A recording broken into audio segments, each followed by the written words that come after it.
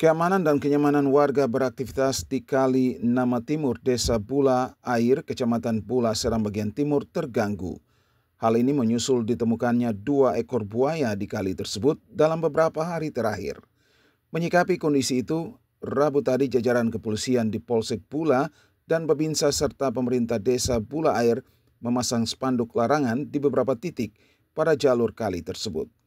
Warga dilarang beraktivitas di sepanjang Kali Nama Timur, terancam oleh kehadiran predator ganas ini. Kapolsek Bula Ibtu Ishak Tapari mengatakan pemasangan tanda larangan itu mengingat warga sering mengunjungi Kali Nama Timur untuk mandi, mencuci pakaian, serta mencuci kendaraan.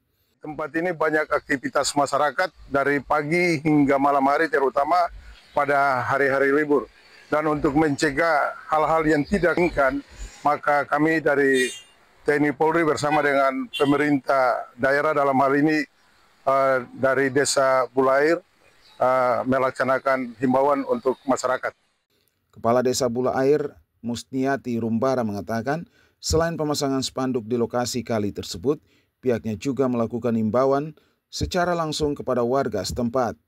Diketahui 2 ekor buaya berukuran panjang sekitar 3 meter ditemukan beberapa kali di kali tersebut. 2 ekor reptil berbahaya ini kerap ditemukan saat sore dan malam hari. Karenanya diduga masih berada di sekitar lokasi tersebut. Dari Bula Seram bagian timur, kontributor TVRI Mansur Boynau melaporkan.